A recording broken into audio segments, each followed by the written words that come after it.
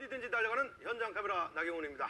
자, 여러분, 수도권에 거주하고 있는 인구가 우리나라 전체 인구의 약 50%에 달한다는 사실 알고 계십니까? 그렇다 보니 이 경기도 일대를 편리하게 있는 도로 공사가 곳곳에서 진행 중에 있는데요.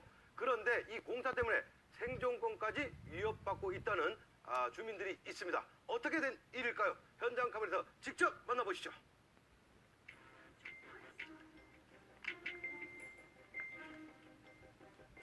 제가 나와 있는 이곳은 인천의 한 아파트 앞입니다. 30여 년간 이곳 주민들의 안락한 보금자리가 되어주었던 곳인데요.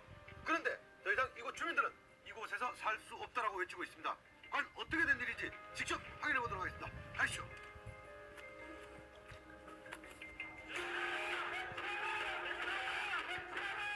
매서운 추위를 뚫고 주민들이 모였습니다. 집은 다 무너져가고 불안해서 안에 있을 수나 있나? 진짜 벼락 떨어진 줄 알았어. 소리 나고 공식 떨어지고 그래. 베란다에 천장이 다 떨어졌어요. 불안해서 잠을 자도 깊이 잠을 못 자요. 한 목소리로 불안을 호소하는 주민들. 대체 이 아파트에 무슨 일이 벌어졌기에 거동이 불편한 주민들까지 단체 행동에 나선 것일까요? 지금 이 밑으로 지금 지하 터널이 지나가는 상태입니다. 그러다 보니까 땅꺼짐, 갈라짐, 기울어짐 이런 현상이 지금 지속적으로 지금 발생을 하고 있습니다. 사실 이 일대는 수도권의 교통 요충지를 잇는 제2 외곽순환 고속도로 사업이 한창인데요.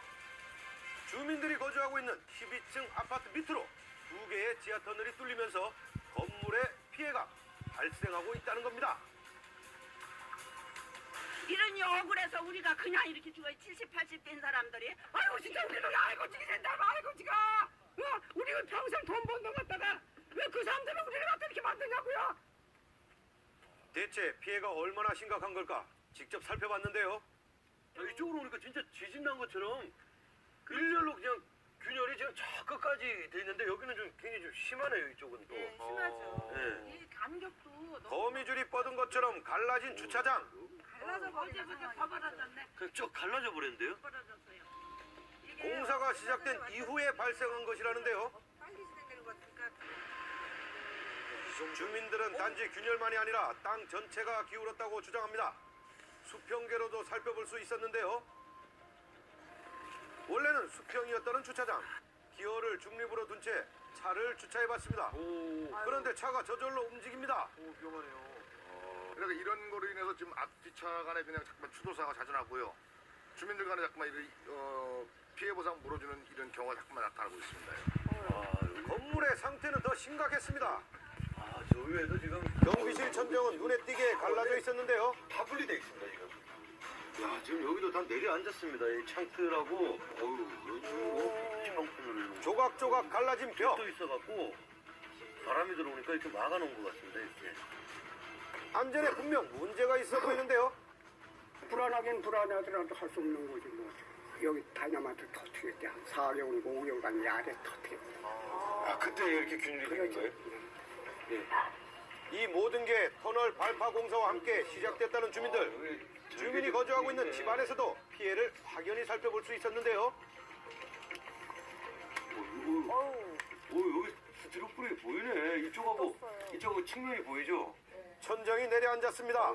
게다가 방안 곳곳에서 발견된 균열들, 벽 안에 내장된 건축 자재까지 드러나 있었는데요. 벽이 갈라지면서 그 안에 내장되어 있는 석고보드가 다 부서져서 밤에는 바람이 추면은 이게 이렇게 들어온다고 바람이 여기 누워있으면 이 바람이 그래서 저거 비닐으로 대놨어요.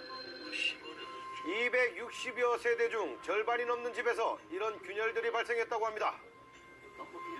게다가 이런 피해는 더 심해지고 있다는데요. 여기 또, 여기 다 다친 거라고 생각을 했는데, 여기서는, 많이 추스러졌네요. 네. 아니, 문 열고 닫기도 힘드시겠어요? 그래요. 이게 이제 더 기울어지면 못 열으라고 하는 거야 우리 안에서. 사업을 추진한 국토교통부에서는 상황을 알고 있을까요? 직접 통화해봤습니다. 신뢰 높은 아파트거든요. 그 문제들이 균열들이나 일부 친화되는 것들이 공사로 인한 건지 아니면 아파트가 노후돼서 그런 건지에 대해서는 전문가들이 와서 판단을 해야 되거든요. 하지만 아직까지 이 아파트는 안전진단을 받은 적이 없는 상황. 건축 시공 전문가들과 함께 아파트의 상태를 점검해봤습니다. 이쪽 집안이 건물은 기초가 있으니까 그대로 있다고 보더라도 집안 자체는 이제 심화가 된 상태, 그런 상태를 보여주는 거거든요. 사실 이 일대는 바다를 매립한 지대라서 다른 곳보다 지반이 약할 수 있어 더 걱정스럽다고 하는데요.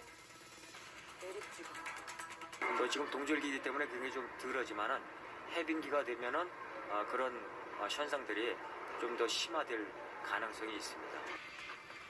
아파트 지하실 곳곳에서도 균열을 확인할 수 있었습니다. 그런데 지하실을 살펴보던 중 수상한 공간을 찾았는데요. 텅 빈 것처럼 소리가 울리는 바닥. 네. 여기 갔다 보면 이제 밑에 싱크홀 같은 그런 이제 생길 수도 있을 것 같긴 한데. 게다가 지하실엔 변전 시설과 물탱크가 함께 위치하고 있어 균열이 더 심각해질 경우 큰 사고로 이어질 수도 있답니다. 수평크랙을 간 것도 지금 구조적 영향을 받아가지고 이 건물은 지금 피해를 입은 걸로 그렇게 생각이 됩니다. 그런데 이런 피해는 아파트만이 아니었습니다. 터널이 지나가는 곳에 위치한 단독주택 역시 문제가 발생했다는데요. 완전히 무너진 천장. 이 모든 게 정말 공사 때문일까요? 주저앉았네요. 주저앉았어. 네. 진동 때문에 내려앉은 거예요. 이게 방으로 쓰던 건데 방을 지금 사용을 못 하고 있는 거예요, 현재. 저까지 다 무너져서 내려앉은 거예요, 여기서 저까지. 그런데 벌써 1년 가까이 수리를 못하고 있답니다. 자기네들이 결정 사항이 안 났다 이거예요. 보상 결정이 안 나서 수리가 안 된다. 시공사에선 임시 방편으로 지붕에 천막을 덮어준 게 전부라고 합니다. 그런데 터널 공사가 시작되기 전에 이런 피해를 예측할 수는 없었던 걸까요? 터널이 지나가는 거를 아예 몰랐습니다, 저희는요. 몇몇 대표들만 알고 있었고 주민들은 이 터널이 지나간다는 자체를 모르고 있었습니다. 하지만 국토부의 주장은 주민들과 조금 달랐습니다. 차례 안내문도 발송하고 주민 설명회도 하고 다 했음에도 불구하고 그때 뭐 참석 못하신 분들도 있고 아니면 참석을 했어도 자기네들은 못 들었다 그렇게 주장을 하는 거죠. 엇갈리는 입장. 그런데 취재 중 고속도로 노선 결정 당시 문제를 제기했었다는 예보자를 만날 수 있었습니다.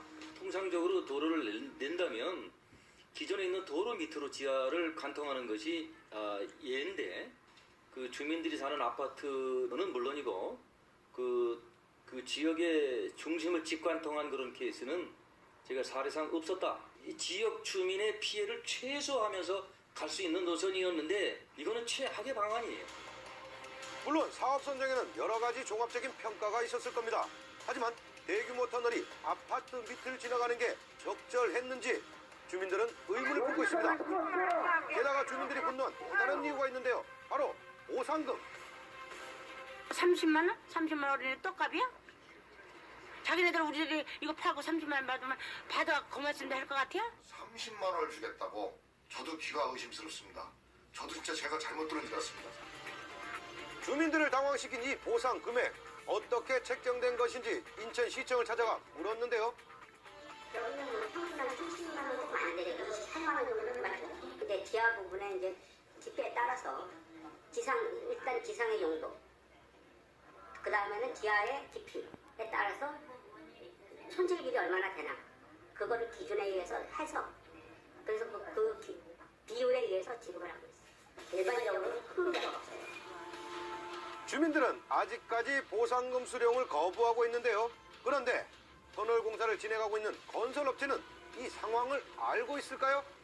공사 중에 생긴 분쟁에 대해서 만약 환경분쟁 조정위에다가 이런 국가공식기관에 의뢰를 해가지고 거기서 어떤 이 부분에 대해서 그 판결이 떨어지면은 거기는 저희는 거기에 성실히 임해가지고 거기에 따른 조치를 하도록 하겠습니다.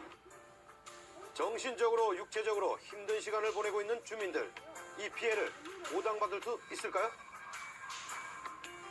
그 지하 부분을 사용하는 손실보상액과 별도로 공사로 인해서 발생하는 어떤 손해는 전부 다 청구를 해야 됩니다. 안전진단 업체의 공정성을 확보하는 부분들 그 부분도 염두를 해서 그 진짜 누가 봐도 뭐 공정성 시비가 없을 정도의 업체를 선정하도록 해야 되겠죠. 겨울이 오기 전 시작했던 집회는 벌써 120일을 넘겼습니다. 저희가 두려운 거는 이게 해빙이 됐을 때 건물이 붕괴될까봐 굉장히 두렵습니다. 하루라도 좀 편안하게 잠잘 수 있게끔 저희들은 간절히 원합니다.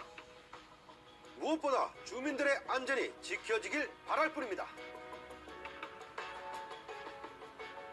네, 하루빨리 사태가 정리됐으면 좋겠습니다. 잘 봤습니다. 마지막으로 손은옥 씨가 준비한 소식 만나보죠. 네, 고민이 있는 곳이면 어디든 달려가는 명